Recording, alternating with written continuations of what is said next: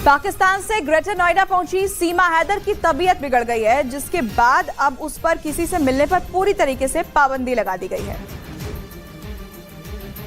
Greater Noida में सचिन मीणा के घर पर रह रही सीमा हैदर लगातार कई घंटों तक लोगों से मिल रही थी, जिसकी वजह से उसकी तबीयत खराब हो गई है। अब डॉक्टर की सलाह पर मीणा परिवार ने सचिन के साथ उसे पूरी तरह से घर के एक कमरे में बंद कर दिया है, ताकि वो आराम कर सके। हालांकि उनसे मिलने वाले लगातार आ रहे हैं। सीमा हैदर डॉक्टरों की सलाह पर दवाई ले रही है। हालांकि तबीयत खराब होने वाले एंगर पर लोग सवाल भी उठा रहे हैं।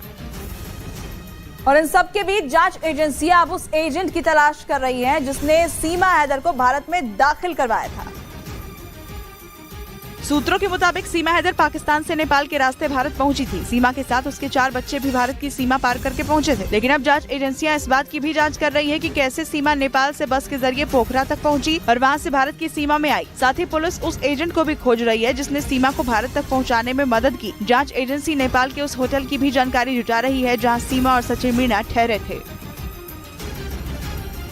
सरहद पार पाकिस्तान की नागरिक सीमा हैदर के चर्चे हिंदुस्तान से लेकर पाकिस्तान तक हो रहे। सबसे ज्यादा चर्चा उस कहानी को लेकर हो रही है, जिस कहानी में हर रोज नए नए राज खुल रहे हैं। लेकिन आज आपको उस कहानी के उस चौथे किरदार से मिलवाएंगे, जो सीमा का सबसे करीबी होने का दावा कर रहा है, जिसका दावा है कि सीमा 2 साल पहले उसके संपर्क में आई और उसने उसके साथ शादी का वादा किया। लेकिन प्यार की इस कहानी में कैसे ट्विस्ट आया, इसकी पूरी डिटेल आपको दिखाएंगे। लेकिन पहले आपको ये दिखाते हैं कि हिंदुस्तान आई सीमा हैदर को लेकर इस वक्त पाकिस्तान में कैसे खलबली मची हुई है।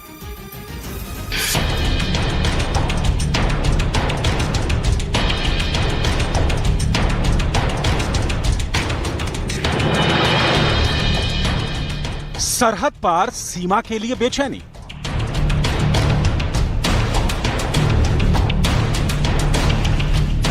भारत में सीमा, पाकिस्तान परेशान।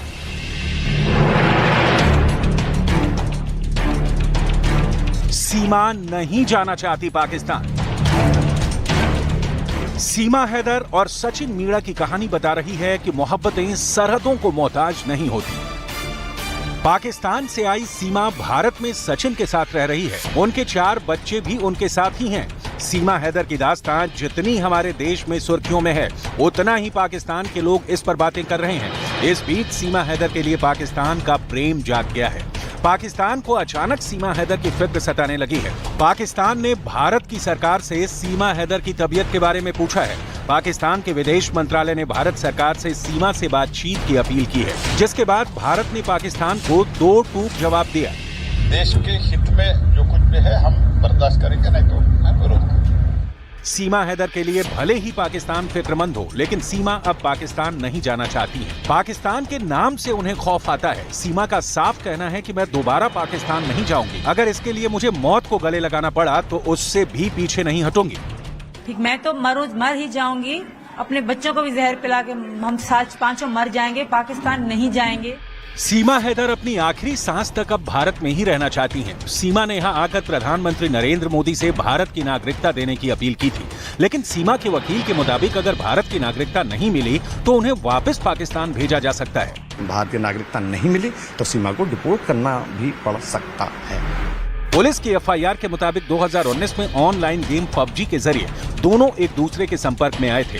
थोड़े दिन बाद सीमा हैदर और सचिन को एक दूसरे से प्यार हो गया, जिसके बाद 10 मार्च को सीमा सचिन से मिलने पाकिस्तान से नेपाल पहुंची। एफआईआर के मुताबिक 13 मई को सीमा अपने 4 बच्चों को लेकर नेपाल के रास्ते पाकिस्तान से भारत आ गई। सीमा हैदर का दावा है कि उनकी सचिन के साथ नेपाल में शादी हो चुकी है और वो किसी भी कीमत पर पाकिस्तान नहीं जाएंगी। पाकिस्तान से आई सीमा ने सचिन मीणा के साथ हिंदू परंपरा के मुताबिक शादी कर ली, जिसे पाकिस्तान से लेकर हिंदुस्तान तक गलत और नाजायज बताया जा रहा है। भारत में इस्लामिक धर्मगुरुओं का कहना है कि सचिन मीणा के साथ सीमा की शादी इस्लाम के मुताबिक जायज नहीं है, क्योंकि सीमा का उसके पति गुलाम से अभी तक तलाक नहीं हुआ है। जबकि सीमा बार बार ये कह रही है कि गुलाम से उसका ज़बानी तलाक हो चुका है। ये पूरी रिपोर्ट देखिए।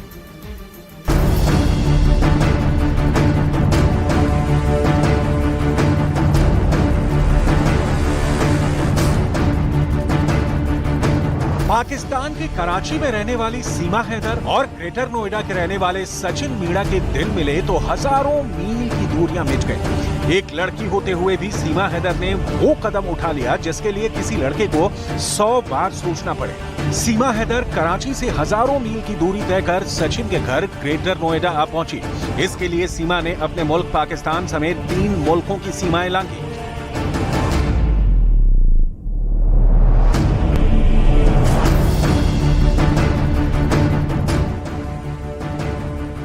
सीमा सबसे पहले फ्लाइट से 1180 किलोमीटर की दूरी तय कर कराची से दुबई पहुंची। उसके बाद वो दुबई से फ्लाइट के जरिए 2992 किलोमीटर की दूरी तय कर नेपाल पहुंची और फिर बस के जरिए 1000 किलोमीटर से ज्यादा की दूरी तय कर हिंदुस्तान में अपने प्यार की पनाह में पहुंच गई। इस पूरे सफर में सीमा ने अपने 4 बच्चों के साथ 5222 किलोमीटर से ज्यादा की दूरी तय की। इतनी दूरी तो शायद मजनू ने लैला के लिए भी तय नहीं की थी जितनी की सीमा ने सचिन के लिए की। अब सवाल है कि गलत और सही को दरकिनार कर, जमाने की परवाह छोड़कर और पाकिस्तान से अपने सारे नाते तोड़कर सीमा हैदर जिस सचिन के प्यार में हिंदुस्तान आ गई, अब उसके रिश्ते को कितना सही माना जा रहा है? क्या एक शौहर के होते हुए सीमा हैदर की दूसरी शादी जायज है? क्या बिना तलाक लिए सीमा हैदर की दूसरी शादी कानूनन सही है? क्या इस्लाम छोड़कर हिंदू धर्म अपनाने वाली सीमा हैदर के ऊपर अभी भी तलाक का शरिया कानून लागू होगा? और क्या पाकिस्तान छोड़कर हिंदुस्तान आ चुकी सीमा हैदर पर पाकिस्तान में हुई शादी का कानून लागू होगा? ये सारे सवाल इसलिए क्योंकि पाकिस्तान से लेकर हिंदुस्तान तक सीमा और सचिन की शादी पर उंगलियां उठ रही हैं। खुद हिंदुस्तान में इस्लामिक धर्म गुरु से लेकर मौलवी और मौलाना तक सभी सीमा और सचिन की शादी को नाजायज ठहरा रहे हैं।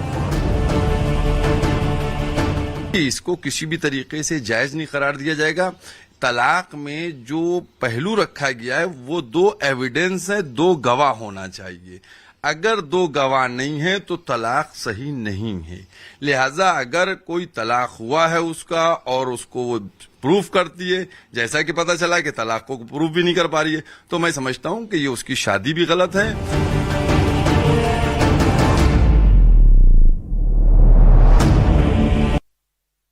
सीमा हैदर ने पाकिस्तान से आकर सचिन मीणा से शादी तो कर ली, लेकिन क्या उस पर शरिया कानून लागू होगा? इस पर मुस्लिम धर्मगुरु भी जवाब देने से बच रहे हैं।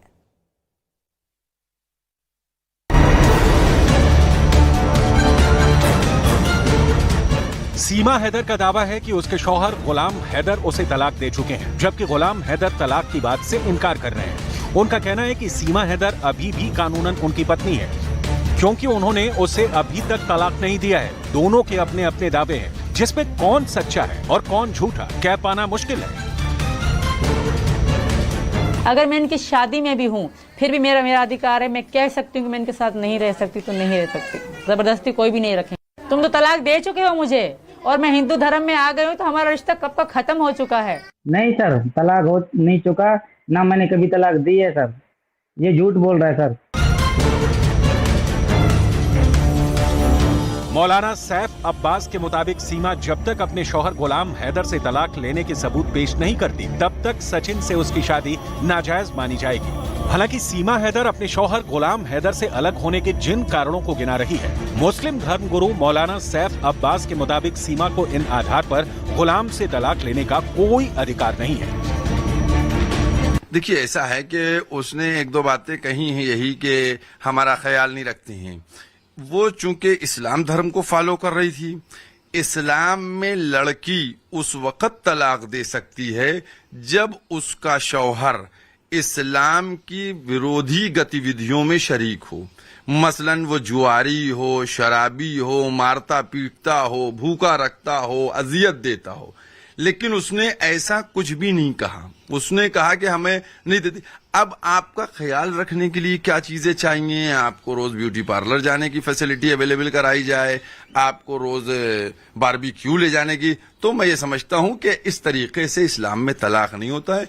तलाक उस वक्त इस्लाम में लड़की ले सकती है कि जब वो अपने धर्म के विपरीत काम कर रहा हो, तब उस वक्त तलाक हो सकता है और लड़की भी तलाक ले सकती है, उसके पास पावर है इतनी। अब सवाल है कि जब सीमा ने इस्लाम धर्म छोड़कर हिंदू धर्म अपना लिया है और हिंदू रीति रिवाजों के मुताबिक सचिन के साथ 7 फेरों के बंधन में बंध गई है, तब भी क्या सीमा हैदर पर शरिया कानून लागू होगा? ये ऐसा सवाल है जिसका साफ साफ जवाब देने से मुस्लिम धर्म गुरु बचते नजर आ रहे हैं।